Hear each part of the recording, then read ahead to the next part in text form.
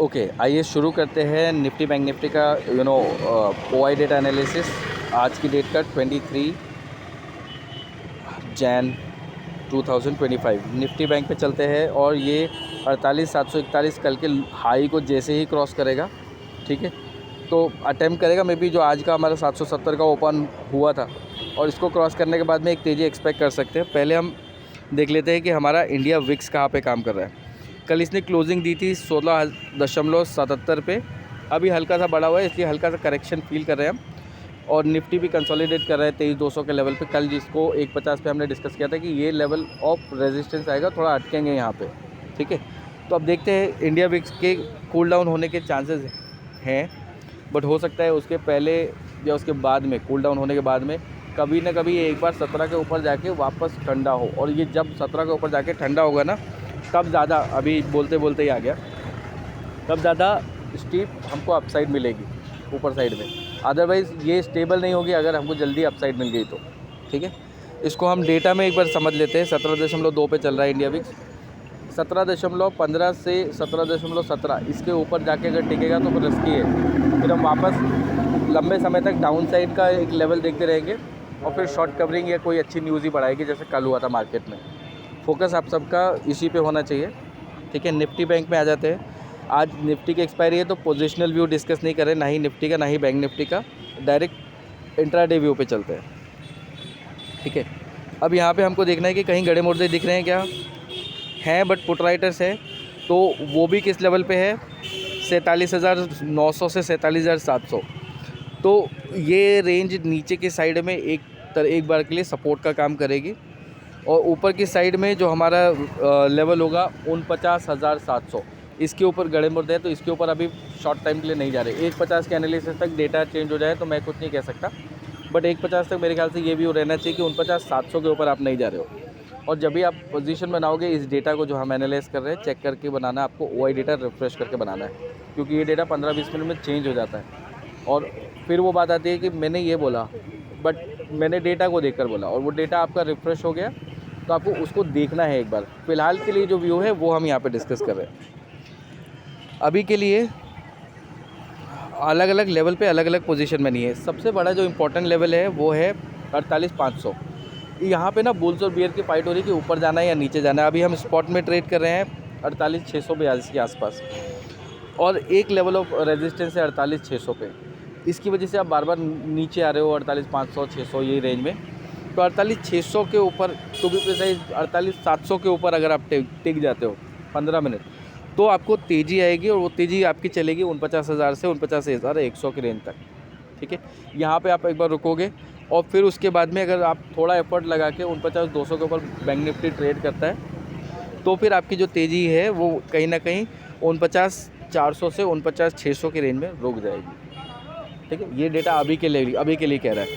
अब नीचे साइड में सपोर्ट आपका 48,400 पे, तो इसके नीचे टिक के आप ट्रेड बड़ी मुश्किल से, मतलब उतना आसानी से नहीं करोगे, टाइम लगेगा, एफर्ट लगेगा।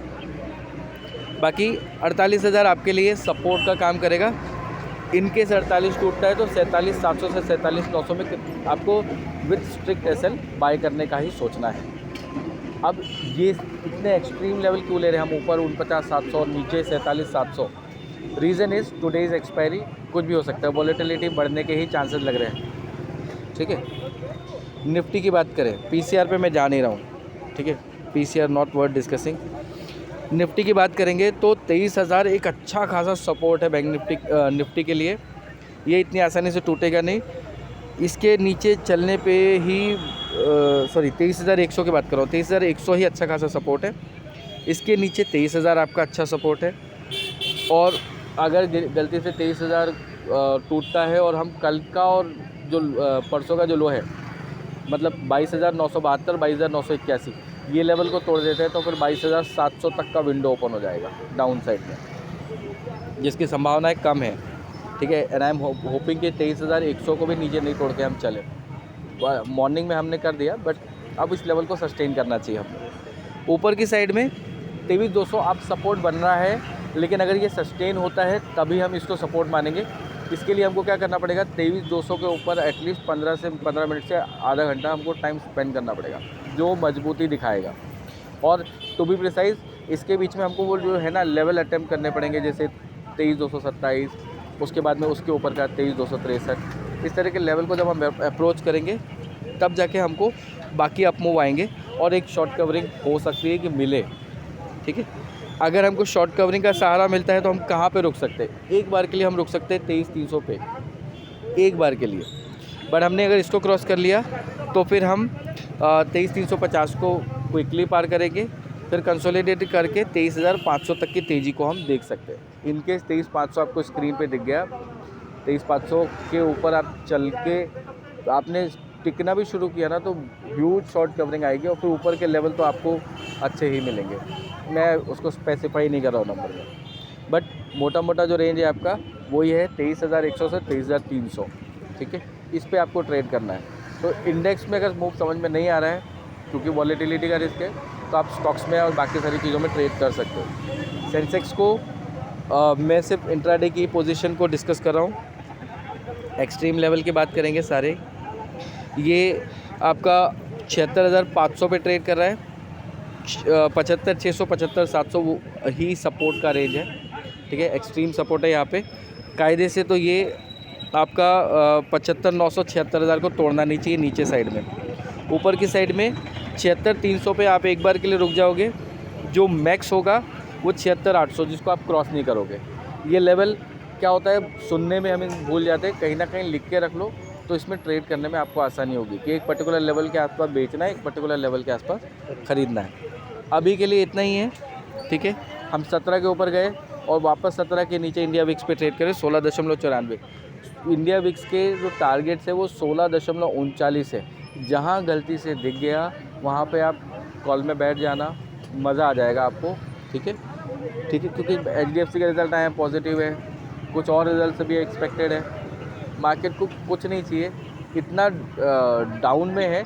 एक अच्छी न्यूज़ मार्केट को बाउंस करवा देगी, लोगों के मार्जिन ट्रिगर होंगे, जो शॉर्ट में बैठे हैं तो वो शॉर्ट कवरिंग होगी और मार्केट फिर ग्रीन में आ जाएगा और देख के स्क्रीन को मज़ा आ जाएगा। तब तक के लिए वेट एंड वॉच करिए। बैंक निफ्टी को टू बी प्रिसाइजली 48,400 के नीचे जाने दो, तब जाके एक नीचे का व्यू बनेगा, या 48,700 के ऊपर जाने दो तभी व्यू बनाना है। टू बी प्रिसाइज 48,800 के ऊपर 400 पॉइंट की रेंज में बैंक निफ्टी में आप अगर स्किल्ड हो तो करो, अदरवाइज़ इग्नोर करो। अभी के लिए इतना ही। ठीक है, 1:50 को फिर मिलेंगे डिस्कशन के साथ।